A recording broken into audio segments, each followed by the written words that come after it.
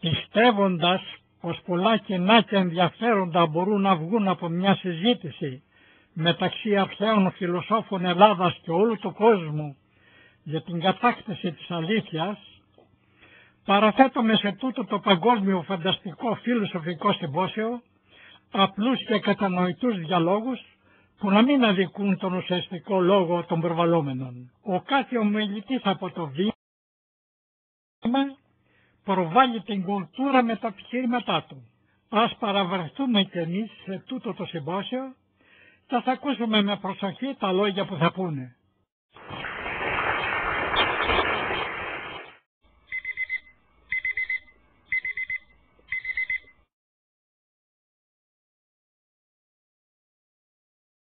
Σε τούτη την ήσυχη, σπάστερη και πενταρόλουστη όμορφη βραδιά, στο αρχαίο θέατρο Ηρώδου Αττικού των Αθηνών, από τα βάθη της καρδιάς μου σας καλωσορίζω, σας χαιρετίζω και κηρύσω την έναρξη του βραδινού μας παγκόσμιου φιλοσοφικού συμπόσιου.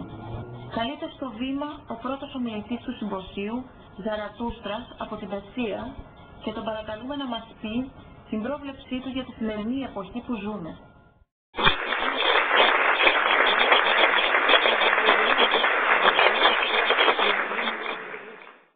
Η πρόβλεψή μου βρίσκεται στην αβέστα μέσα. Αβέστα ξεφυλίσατε και μέσα θα τη βρείτε. Η ίδια είναι και σήμερα. Δεν άλλαξε στο χρόνο.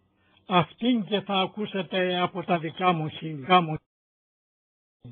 Παραγγελία έδωσα οι άνθρωποι του κόσμου ελεύθερα να μάχονται, αρμονικά να ζουνε. Με όπλο βασικό ενάντια του κακού να είναι ο τρόπος ζωής, τα αληθινά λόγια, οι καλές πράξεις. Να κάνεις τον εχθρό στο φίλο, να κάνεις τον κακό δίκιο, τον αμαθή μορφωμένο, και ποτέ να μην κάνεις εις τον άλλον ό,τι δεν κρίνεις δίκιο να κάνουν σε σένα οι άλλοι. Όχι ευχές και παρακάλια. Κήρυξα ότι ένας είναι ο Θεός και πως όλοι οι άλλοι θεοί είναι παραμύθια και φαντασίες των ανθρώπων. Εδώ και 12.000 χρόνια γίνεται μια πάλια ανάμεσα στον πραγματικό Θεό που είναι ο Αριμάνδης και του διαβόλου που είναι ο Αριμάν. Μια μέρα θα νικήσει ο Αριμάνδης το διάβολο και οι άνθρωποι θα ζουν με την αλήθεια ειρηνικά και ευτυχισμένα. Να προσέλθει ο δεύτερος ομιλητής, η αξέχαστη Ζαντάρ, αρχηγός του απελευθερωτικού αγώνα του γαλλικού λαού εναντίον των Άγγλων κατακτητών, που η διάρκεια του ξεπέρασε τα 100 χρόνια. Χριστιανοί εναντίον χριστιανών. 1337-1453.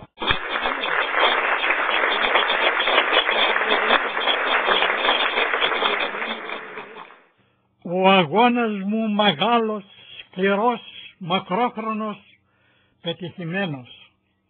Η Γαλλία δεν έπεσε στο ζυγό των Άγγλων κατακτητών. Η λαϊκή δημοτικότητά μου τρόμαξε το βασιλιά Κάρολο τον 7ο. Με πρόδωσε, με πούλησε σαν πρόβατο στον εχθρό. Με πέρασαν από εκκλησιαστικό δικαστήριο. Ως αιρετικοί χριστιανοί με καταδίκασαν. Με έβαλαν μέσα στη φωτιά. Κάηκα ζωντανή. Οι δικαστές μου χριστιανοί. Ζω όπου υπάρχει ζωή. Να προσέλθει ο επόμενος ομιλητής, ο Φαλής Ομιλήσιος, ένας από τους 7 καλύτερους σοφούς της αρχαίας Ελλάδας, δημιουργός της επιστήμης και φιλοσοφίας.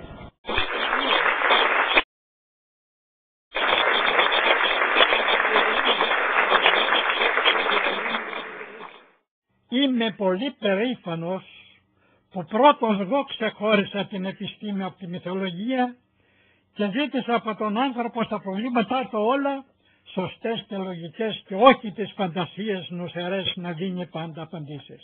Πρώτος διαπίστωσα πως η σελήνη δεν έχει φως δικό της. Πρώτος ότι το σύμπαν είναι σφαιρικό. Πρώτος στην απόδειξη, στο πείραμα. Πρώτος ότι ο ήλιος, η γη και όλα τα αστέρια έχουν το ίδιο ίδιο υλικό.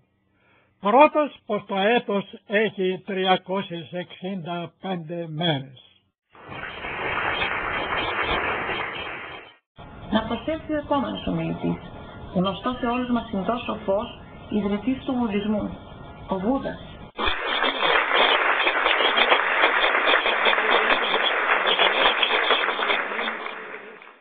Η αναλλαγή των όντων με ενέπνευσε την απελευθέρωση του εγώ. Φέρνει γαλήνη και ευτυχία. Βασίσου στον εαυτό σου. Προχώρα στην εξάλειψη κάθε επιθυμίας. Προχώρα στον ορθό βίο. Ήμουνα και είμαι βαθιά ανεξιθρησκός. Το πιστεύω μου δεν το στηρίζω ούτε στο θεϊσμό, μα ούτε και στον ηλισμό. Δεν ενοχλούμε από το πιστεύω του άλλου. Πιστεύω πως ο θάνατος του ανθρώπου, όπως και κάθε ζωντανού οργανισμού, δεν είναι τίποτε άλλο παρά μια αλλαγή μέσα στη φύση. Δεν υπάρχει ούτε παράδεισος, μα ούτε και κόλαση. Πιστεύω σε μια καλύτερη, ωραία και πραγματική ανθρώπινη ζωή. Πιστεύω στον ορθό βίο. Γεια και χαρά. Να προσθέσει ο επόμενος ομιλητής, ο Πυθαγόρας ο Σάμιος, ένας από τους σημαντικότερους αρχαίους σοφούς της Ελλάδας, φιλόσοφος, στοχαστής, πολιτικός και ιδρυτής του Πυθαγορισμού.